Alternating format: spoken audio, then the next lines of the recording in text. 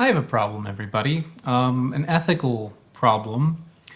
Because I feel like there is a level of trying to find rare fruit where it is possible to find something that is too rare, that maybe I should not be reviewing it. And this is one of those. Right now, I am in South Kalimantan. And in Kalimantan, people call this Buah Ulur Ulur. Buah means fruit, so people refer to this as a fruit, but I think it's something a little bit different. Before we talk too much about this, let me show you where I got it. So I am currently heading to Pasar Helton, which is a market about 7 hours away from Banjarmasin, a major city here in South Kalimantan in Indonesia. I think this is not necessarily the busiest of seasons right now, so we'll see. We'll see what I find. Either way, it's been a fun adventure coming up this way. It's very beautiful out this way, and I think if at the end of the day I can find a couple things at this market, I say that this is a success. All right, to the market.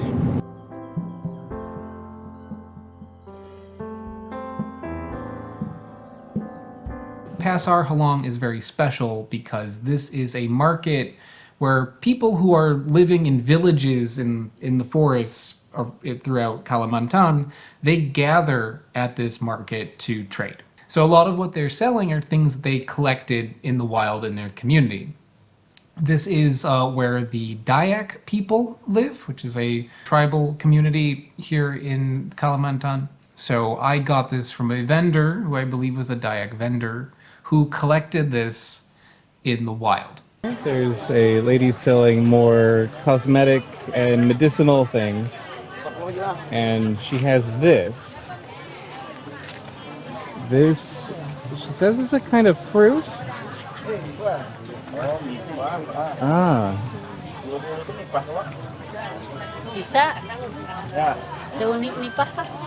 So, Yadi, what is the name of this? Ulur. Ulur Ulur. Ulur Ulur. Say it twice. Say it twice. Okay. And she said that this is something that you boil it. You boil it. Yes. And then you drink the liquid. Yes. The water. As a medicine. As a medicine. Are you filming me too? Hello. I'm a fan. I picked this up just because it looked really interesting and I was told it was a fruit. I was told it was used for medicine, but I thought it would be something interesting to explore.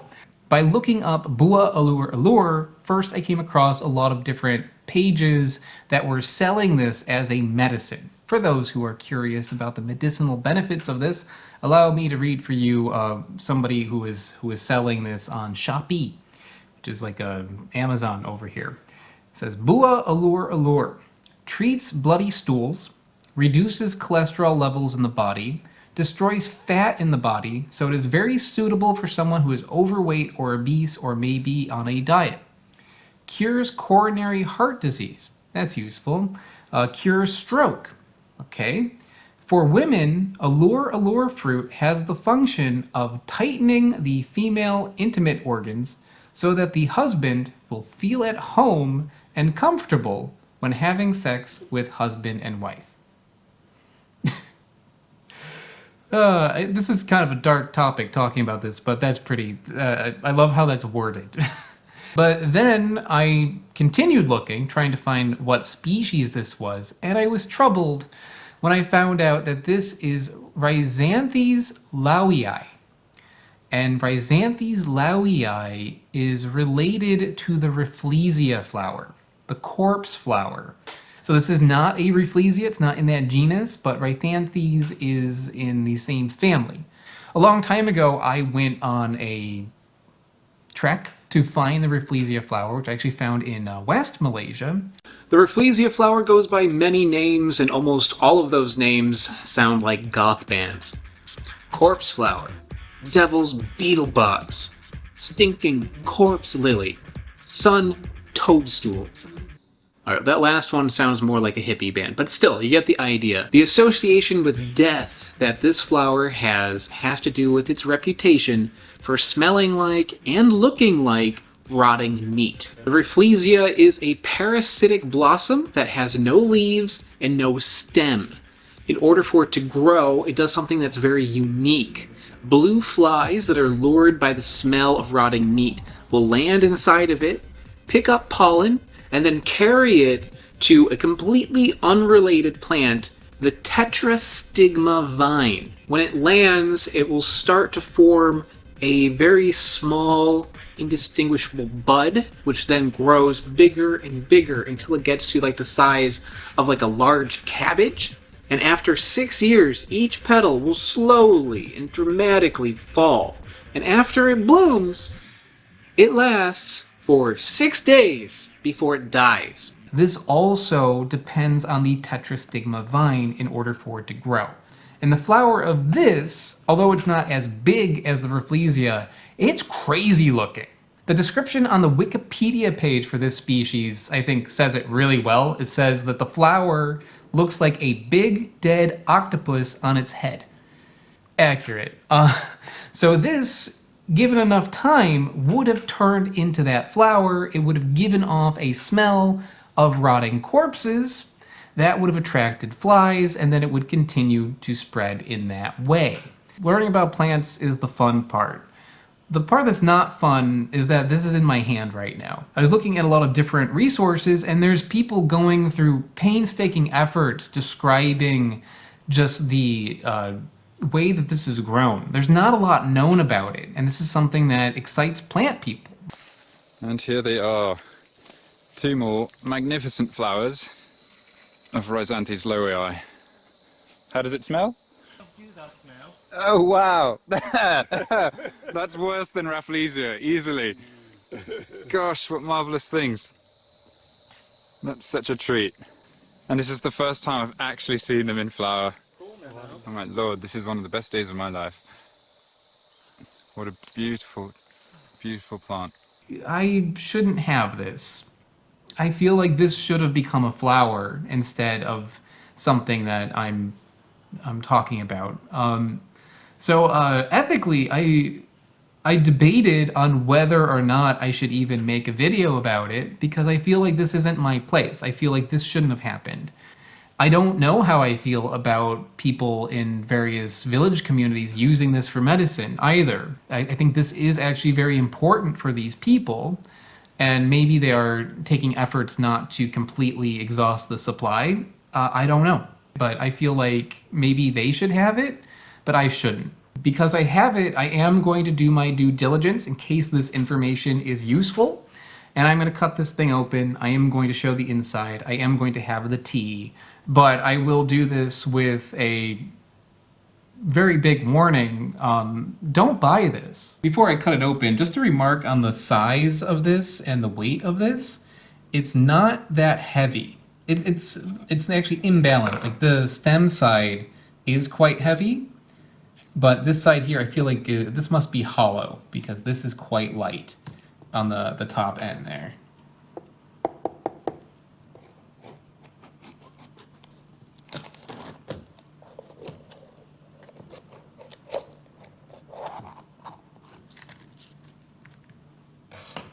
This is very crazy looking. The inside of this is full of little hairs, little soft hairs. Yeah, it feels like I'm petting a cat. It's like it actually feels like fur, like soft fur. And it's got like a little stalk in the center here. And that is coming out of the center of this little guy in the middle. That is actually the part that when the flower opens up, this is present in the center. So there's the center of the flower. And this smells bad. Bad. It doesn't smell like death. It doesn't smell like a dead animal. But it does smell like poop. It smells kind of like poop. Definitely something a fly would like, but I don't. Yeah, alright. Tea time. So I took half of this flower pod, I put it in some hot water for about 10 minutes, and the water did indeed turn a yellowish color.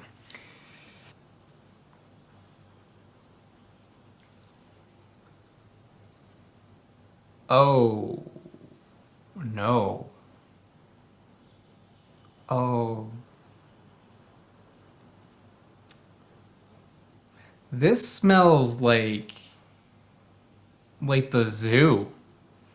You ever go up to the elephant cage and give it a good whiff?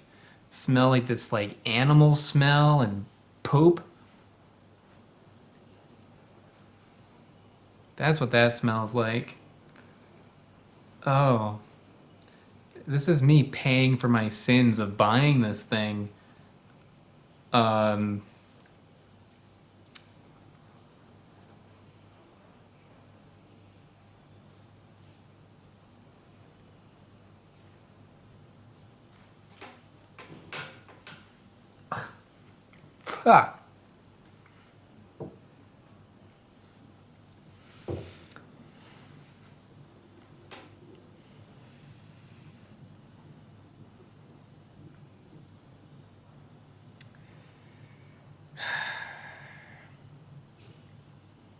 That's awful. That is like absolutely vile. That is like one of the worst things I ever put in my mouth and immediately spit out. Still better than noni though. That smells like a toilet, like a dirty toilet. Tastes like how I imagined a dirty toilet would taste. Oh, that is bad. Bitter mushroom poop. I feel like I deserve this. I shouldn't have bought this, and taking a sip of that is maybe taking a taste of my own medicine. I would like to just give a message to anybody out there who may be watching this video because you were considering buying this in order to please your husband. Get a divorce. If your husband's unhappy with you, you should not be doing things like that as it is. But you definitely should not be drinking something that tastes like shit in order to please him. That is really, really rough. And yeah, I feel like this is something that shouldn't have happened. I shouldn't have bought this. I feel kind of bad about it in multiple ways now.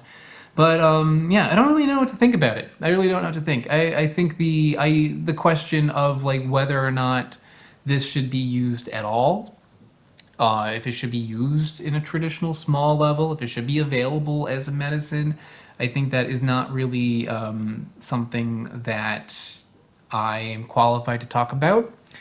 But having tasted this, I'm going to lead towards no. I feel like this is something that you should just let the flies have rather than use it for human consumption. There are other things out there that you can use that are going to help you with medical things that don't hurt the planet and taste like poop.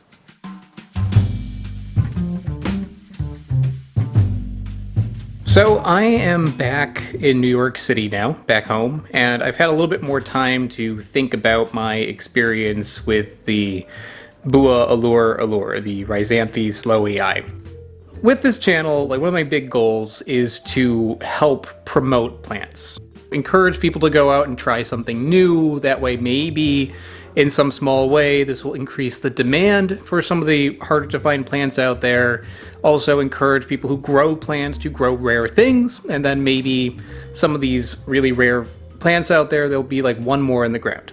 But on the other side of that coin, with endangered plants, these are very vulnerable plants, and you have to be very careful with that, and you don't want to overexploit them.